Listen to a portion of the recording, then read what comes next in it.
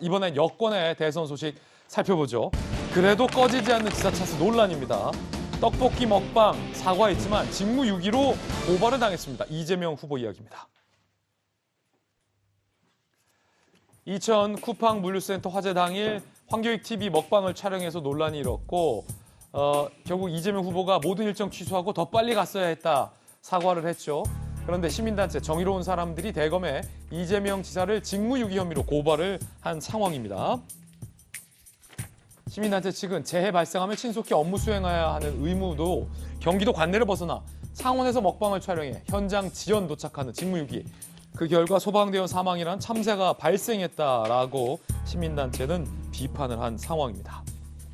대검에 고발을 한 상황입니다. 그래서 대검 출신의 변호사 모셨습니다. 김광삼 변호사님 어서 오세요. 네, 안녕하세요. 수사 베테랑. 자, 직무유기 혐의.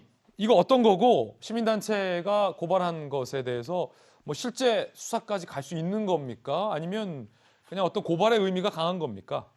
일단 뭐 직무유기죄 자체는 이제 공직자가 자신이 이제 직무를 유기하는 거예요. 그러니까 법 조항에도 직무를 유기한 경우 이렇게 나와 있거든요. 예. 그리고 우리가 법은 이제 상시라고 하잖아요. 그러니까 도지사로서 해야 할 그런 직무가 있을 거 아니에요. 그러면 이천 쿠팡 물류센터 관련해서 화재가 났어요. 그럼 도지사가 과연 그 화재센터에 가야 하느냐. 그래서 사실 화재가 더 번지지 않도록 방지할 의무가 있고 거기서 지휘를 해야 하느냐.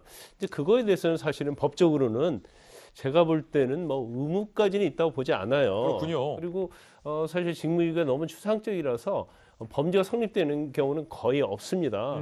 그런데 이재명 지사가 고발을 당한 것 자체는 저는 좀 의미가 있다고 봐요. 왜 의미가 있다고 보냐면 박근혜 전 대통령의 어떤 세월호 사건 때 박근혜 전 대통령이 직무를 유기했다고 그래서 고발했잖아요. 이재명 지사가 그렇죠. 당시 성남시장이 네, 성남시장 할 때. 그럼 박근혜 전 대통령이 설사 세월호에 대해서 제대로 조치를 취하지 않았다 하더라도 그게 박근혜 전 대통령의 어떤 임무 해태로 인해서 뭔가 발생했더랄지 또 대통령 직무에 포함되어야 한다고 볼 수 없거든요. 근데 이재명 지사가 법조인이잖아요. 변호사잖아요. 그럼 분명히 본인도 이거 고발해봤자 죄가 안 된다는 걸 분명히 알고 있었을 거예요. 그럼에도 불구하고 왜 고발을 했을까? 그건 결국 정치적인 쇼라고 볼 수밖에 없거든요.